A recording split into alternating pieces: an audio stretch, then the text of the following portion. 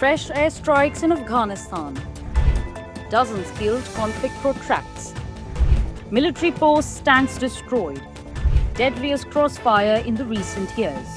So what does a 48-hour ceasefire truly mean?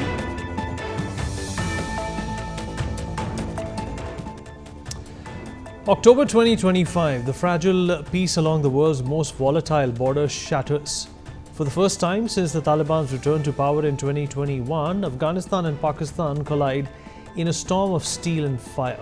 What began as whispers of militancy has erupted into open war. This is the story of the Durand Line's deadliest week. Mind you, these are not just common border skirmishes. These conflicts testify to escalating tensions between Kabul and Islamabad, threatening to destabilize an already fragile region. With Pakistan and Afghanistan agreeing for a 48-hour ceasefire, let's take a look at what happened in the past few days. Hello and welcome to this episode of Xplained with me, Vineet Malhotra. Well, to understand this conflict, we must first look back. The Durand Line, a 2,640-kilometer border drawn in 1893 by British colonial rulers, has long been a source of contention, splitting ethnic Pashtun communities across Afghanistan and Pakistan. Neither side fully accepts its legitimacy, and cross-border movement of people and militants has fueled decades of unrest. Since the Soviet invasion of Afghanistan in 1979, Pakistan's support for militant groups, including the precursors to the Taliban, has sown seeds of instability that now haunt both nations. Well, the conflict ignited when Pakistan launched airstrikes on Tehreek-e-Taliban Pakistan positions in eastern Afghanistan, targeting areas in Kabul, Khost, Jalalabad and Paktika provinces. Pakistani officials described these as precision strikes against militants, but Afghan Taliban sources claimed the attacks killed civilians, including women and children, and were unprovoked. The video on your screens, released by the Pakistani Army's media wing, shows fighter jets and drones striking targets across the Durand Line. The plumes of smoke and debris underscore the intensity of these operations. The Afghan Taliban retaliated swiftly, launching ground assaults on Pakistani border posts in regions like Spin Boldak, Balochistan and Kurram, Khyber Pakhtunkhwa. The clashes escalated into fierce exchanges involving tanks, rockets and heavy artillery, shutting down vital border crossings like Torkham and Chaman. These closures have crippled trade, stranding trucks carrying goods essential to landlocked Afghanistan's economy. The video on your screens captures a missile strike a Pakistani post across the border, with explosions lighting up the night sky. Let's listen in to the raw intensity of this footage for a moment.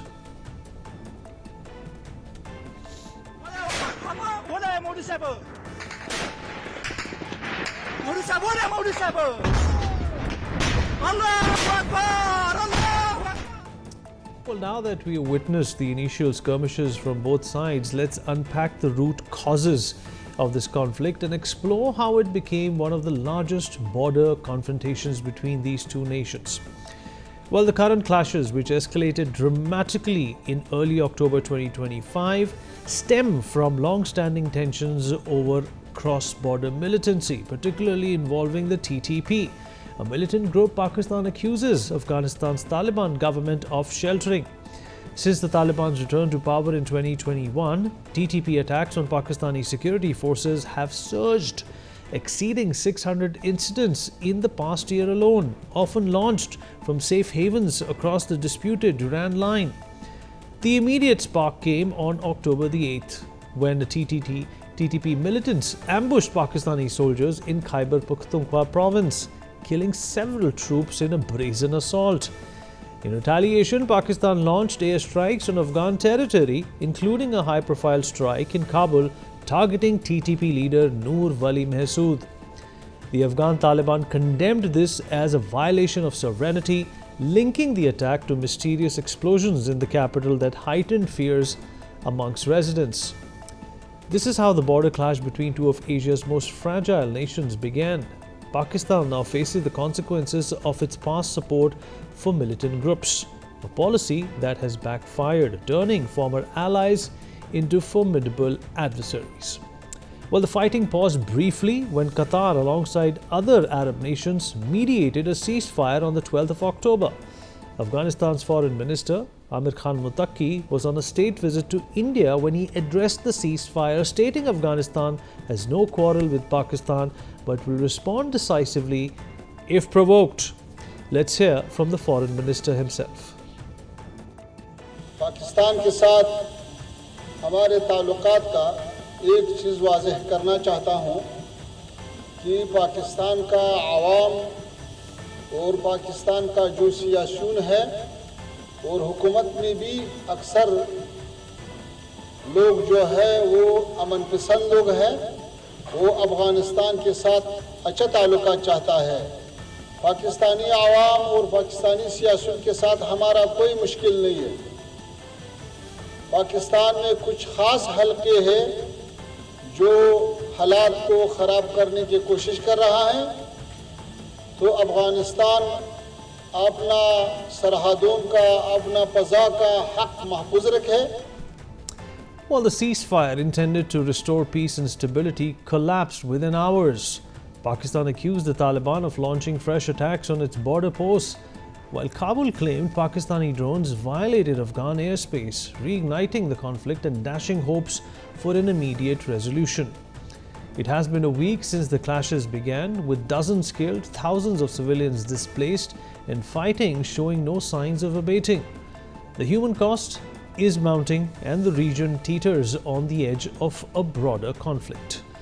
Alleged Pakistani drones were spotted over Kabul, with gunfire reported in Zazai Maidan, Shurko and Khyber sectors. The visuals on your screens show a Pakistani drone hovering ominously over Kabul's skyline, a stark symbol of the escalating tensions. This is not a one-sided conflict. Reports confirm Taliban forces deployed drones to target Pakistani border outposts. The satellite footage on your screens shows a Taliban drone striking a Pakistani post with a bunker buster bomb, reducing fortifications to rubble. The back and forth persists relentlessly. The video on your screens captures a Pakistani outpost retaliating with intense mortar fire against a Taliban position, destroying multiple posts in a fiery exchange that lights up the rugged border terrain. Reports and visuals reveal Afghan Taliban forces crossing the Durand Line into Pakistan's Angur Adda and Deer areas.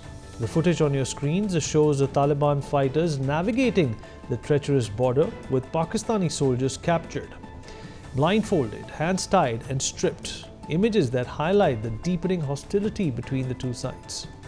Visuals depict the latest Taliban attack on a Pakistani post near the Chaman border. Smoke billows from the Chaman district as security officials conduct sweeps, checking civilians caught in the crossfire. The chaos underscores the toll on local communities. Taliban fighters reached the Spin Boldak Chaman border gate, a disputed crossing critical to regional trade.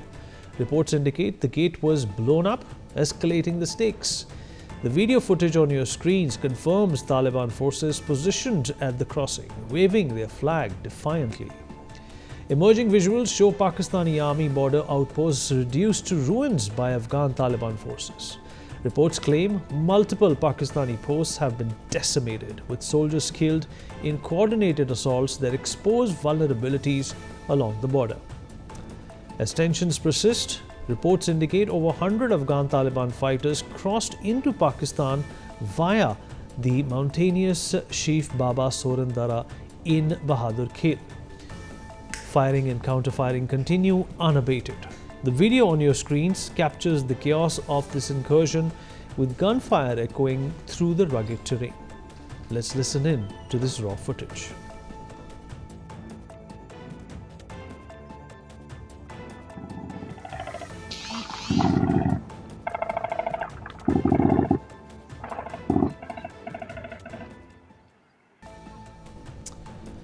Well, the week-long border clash has claimed numerous lives, with both Pakistan and Afghanistan reporting heavy casualties on each other's sides. Beyond the numbers, the human toll, families displaced, livelihoods destroyed, and other things paint a very grim picture. Let's examine the reported figures now. Pakistan's Inter-Services Public Relations, the military's media wing, downplays its losses like they always have, reporting 23 military deaths while claiming over 200 Afghan Taliban fighters neutralized in retaliatory strikes. Conversely, Taliban spokespersons Zabihullah Mujahid and Etaniyatullah Khwarizmi report 9 Taliban deaths and over 70 Pakistani military personnel killed, accusing Pakistan of inflating enemy losses to mask its own. The civilian toll is heart-wrenching. Pakistan's ISPR reports 4 civilians have been wounded, while the Taliban claims 27 civilian deaths due to Pakistani airstrikes and shelling, including families caught in the crossfire near border villages. Beyond casualties, both sides report extensive damage to military infrastructure.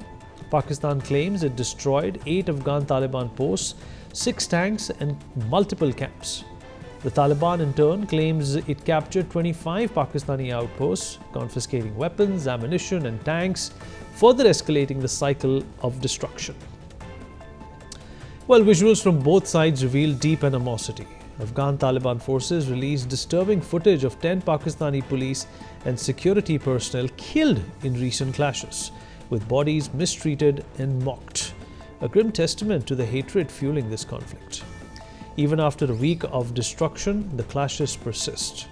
Reports indicate Taliban forces destroyed 14 Pakistani posts and captured 2 others in the past 24 hours, with drone incursions intensifying the pressure on Pakistan's border defenses.